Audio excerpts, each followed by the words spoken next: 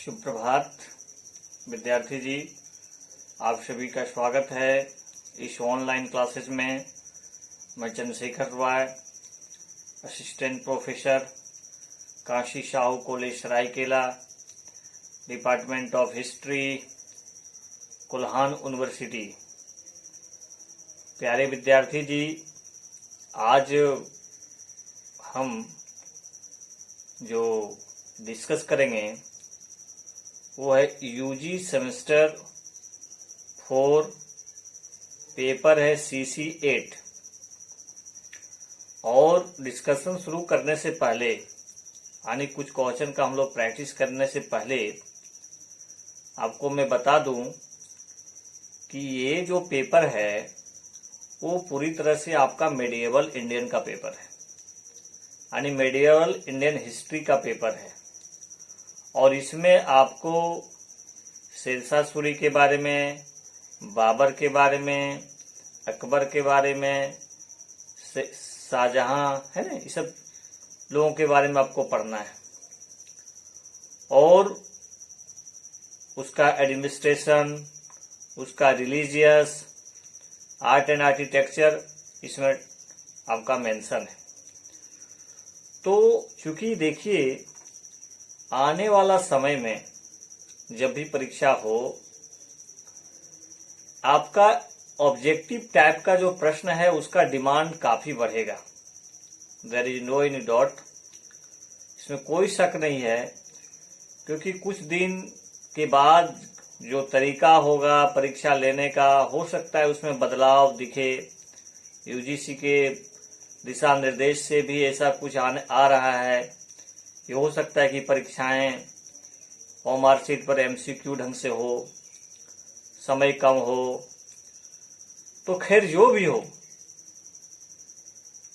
आगे क्या होता है वो तो यूनिवर्सिटी प्रशासन है, वो जैसा डिसाइड करेंगे वैसा होगा।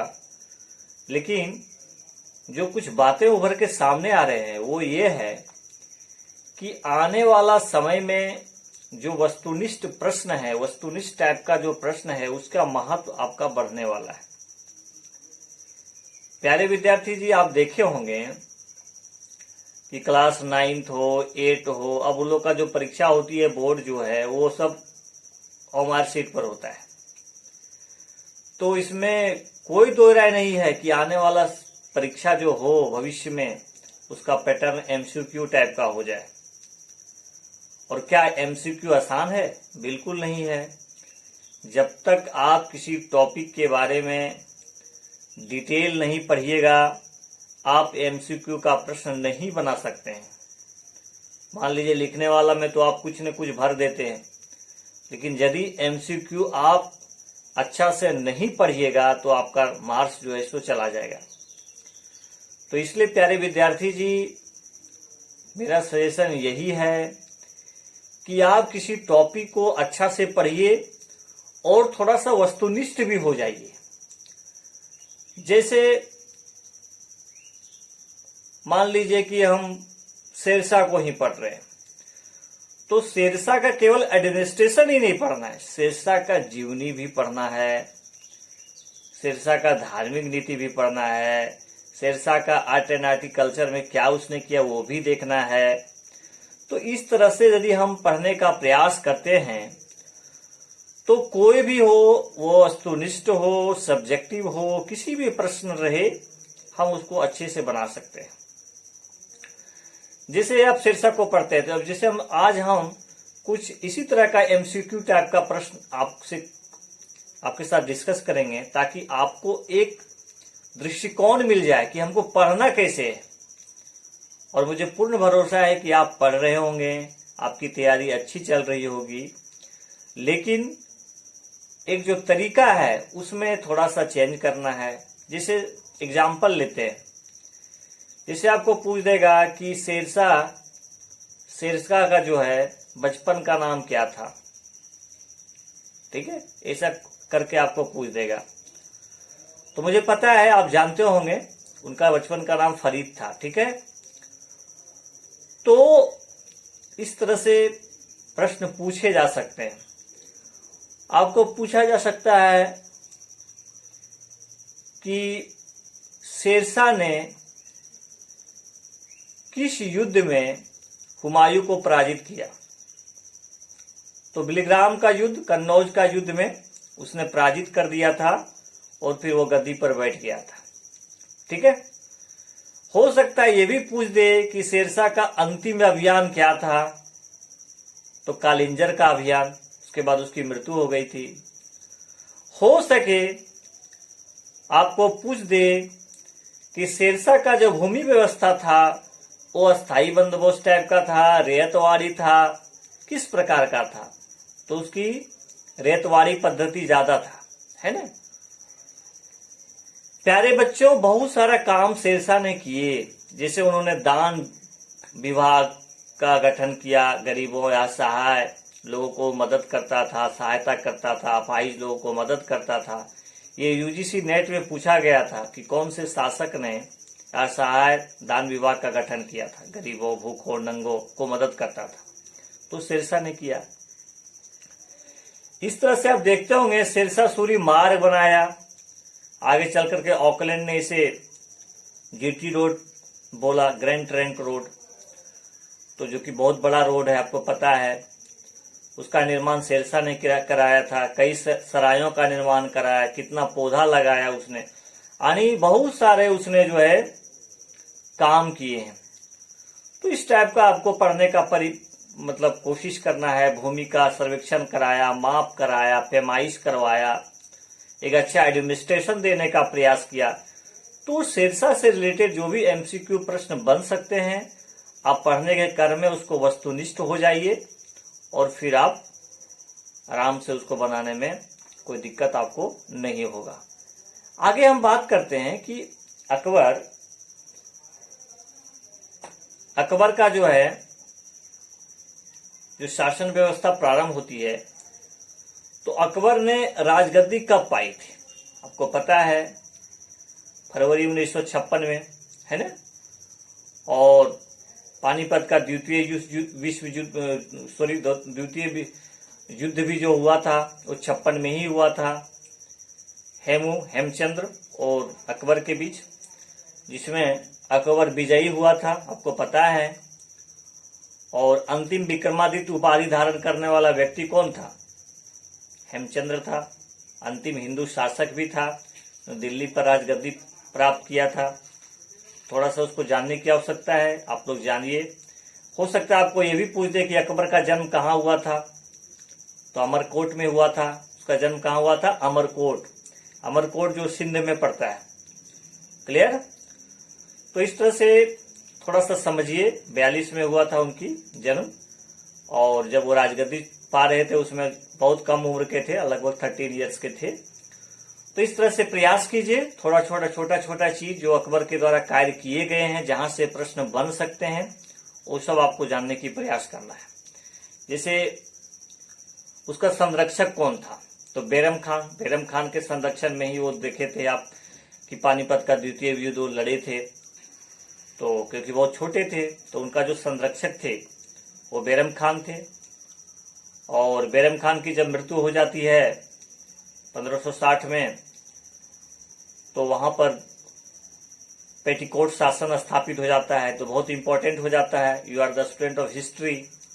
पेटीकोट शासन क्या था? तो बैरम खान के चले जाने के बाद हरम के दल के जो जितने सदस्य, जैसे हमीदा बानो बेगम, महाअनंगा, मुनीम खान, है ना, अरशद खान, इस तरह के जो लोग थे, उनका एक ग्रुप था। और उनका जो प्रभाव है वो एडमिनिस्ट्रेशन में, शासन व्यवस्था में ज्यादा होना प्रारंभ हो गया। तो इस तरह से उसका पेटीकोट शासन बोलते हैं उसको, प्रदा प्रथा जिसको बोलते हैं, प्रदा शासन। उसमें जो मेन थी वो महाअनंगा थी, लेकिन उसकी भी मृत्यु हो जाती है। फिर धीरे धीरे इसका कोई विशेष प्रभाव नहीं होता है, क्योंकि अकबर इस पर लगाम लगाने का काम करता है। ठीक है, जिस पर उसको शक रहता है उसको वो सजा देने का काम करता है। जैसे असद खान को उन्होंने मरवाया। ठीक है, तो इस तरह से आप लोग को जानकारी होनी चाहिए कि अकबर ने क्या किया। जैसे ये भी पूछता है कि इबाद खाने का स्थापना कब हुई, तो 1575। तो इससे कुछ जो इम्पोर्टेंट चीजें हैं उसको आपको जानने की आवश्यकता है। इसमें क्या होता था कि विभिन्न धर्म के जो धर्माचार्य हैं, गुरुओं हैं, उनके साथ डिस्कशन होता था, डिस्कस होता था, कोई धर्म के मामले में बातचीत होती थी, जिसमें सारे धर्म के लगभग शामिल होते थे, हिंदू, ईसाई, सिख, सारे लोगों को बुलाया जाता था। तो अकबर ये दिखाने का प्रयास करता था कि हम कोई धर्म विशेष का नहीं बल्कि सभी धर्मों का जो है सम्मान करते हैं। ठीक है, तो प्यारे विद्यार्थी जी, आपके लिए कोई बस सिंपल पढ़ने का है, कोई ज्यादा प्रेशर लेने की आवश्यकता नहीं है। पढ़ाई को हल्के में लीजिए और एंजॉय करके पढ़िए, कोई ज्यादा बोझ होकर के पढ़ने की आवश्यकता नहीं है। जैसे आपको पता है कि अकबर के शासनकाल में हल्दी घाटी का युद्ध हुआ था 1576 में, उसमें भी अकबर विजयी हुआ था, राणा प्रताप की पराजय हुई थी।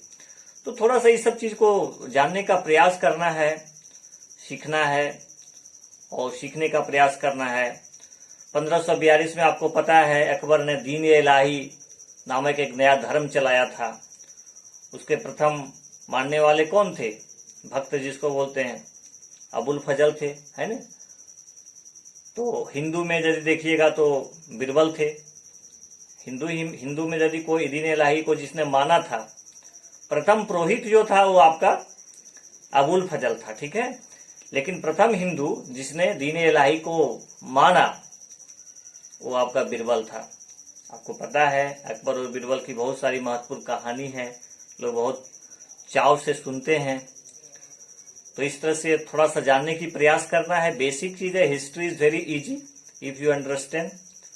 इसको टफ में लेने का नहीं है। अकबर के 3 बेटा 3 बेटी था, तो आपको पता है महत्वपूर्ण जो लड़का था बहुत चर्चित रहा वो सलीम है। ठीक है, तो सलीम जो है वो विद्रोह भी कर दिया था उनके शासनकाल में। तो इसलिए आपको पता है कि वो बहुत ही मन्नत से मिले थे।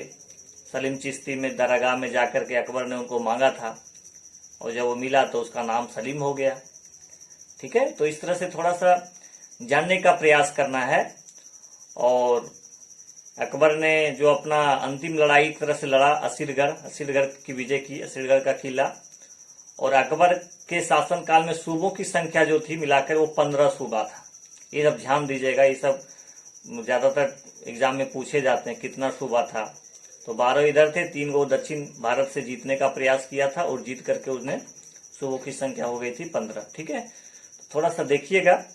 1605 में उनकी मृत्यु हो जाती है, ज्वर है ना, तो क्योंकि शारीरिक रूप से प्रॉब्लम हो गया था उनको, और बहुत सारी अंतिम दौर में उनको बहुत कष्ट से बिता, क्योंकि इनके जो महत्वपूर्ण लोग थे वही चले गए।